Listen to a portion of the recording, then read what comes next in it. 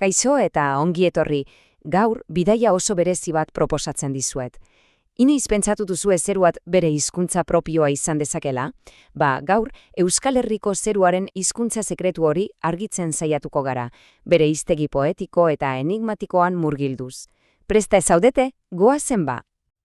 Hementxe daukagu abiapuntua. Hitzak magikoak dira. Eta guk, hain zuzen, belaunaldiz belaunaldi gure artean eskutuan gorde diren hitz magiko horien bila joango gara. Ea, enigma argitzeko gai garen.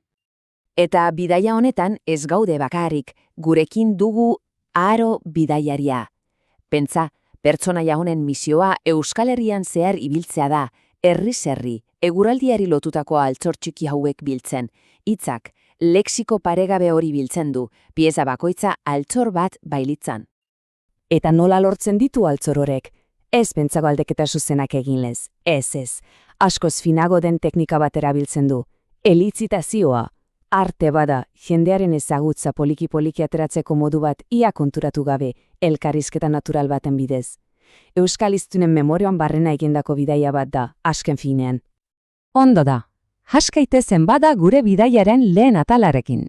Lehenik eta behin, ulertu behar dugu zergatik denein garrantzitsua bilaketa hau. Zergatik hartu lan hau guztia, hitz zahar bat zupiltzeko. Goazen hori argitzara. Eta gure lehen geltokia haizea izango da.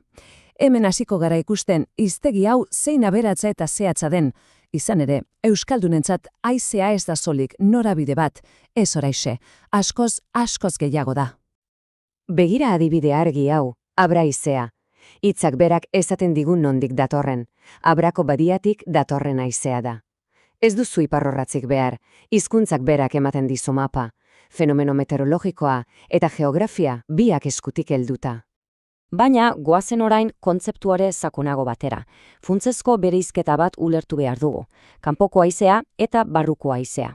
Eta kontuz, hau ez da bi haize motari buruzko kontua bakarik. Ez, mundua ikusteko bi moduri buruzari gara. Bakoitzak bere ezaugarri eta esan adiekin.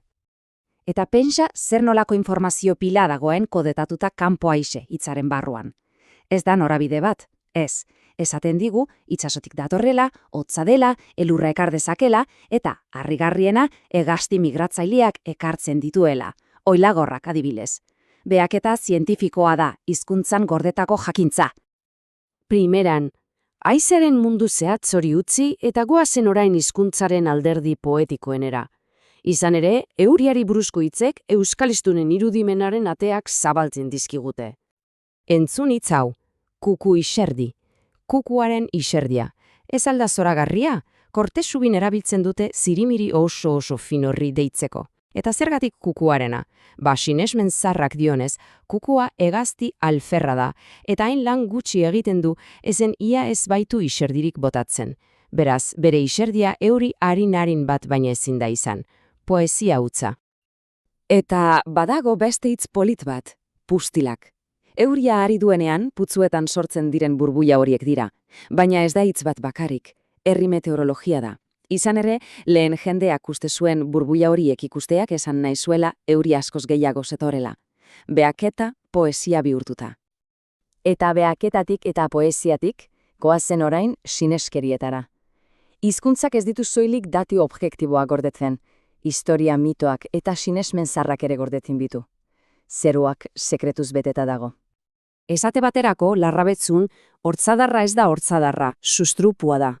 Eta izen berezi horrekin batera abisu bat dator. Inoiz, baina inoiz, ez erakusti hortzak sustrupuari. Zergatik? Sinesmenaren arabera usteldu egingo zaizeizkizu, eta belaunaldiz belaunaldi pasatako aholku bitxi bat. Baina adi, sineskeria sarmangarrietetik bat-batean hizkuntzak golde ditzakeen sauri historiko sakonetara pasako gara.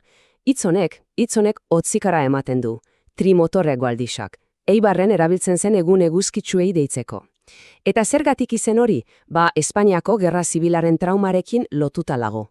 Pentsa zer den hori, zeru urdin eta garbi batek ez zekarren posa, beldurra zekarren. Trimotore gazkinek bombak botatzeko hegoaldia proposa zela esan nahi zuen. Herri baten memoria hitz bakar batean harrapatuta.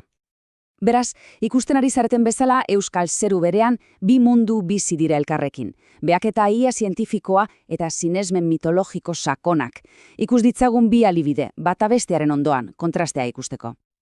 Alde batetik, zazpi izar dugu, zazpi zarrak. Pleiadean izar multzoari deitzeko herri izena da, hau zer da, gaueko zeruaren beaketa zuzen eta zehatza da, belaunaldiz belaunaldi igaro dena, herri astronomia, bere zentzu garbienan.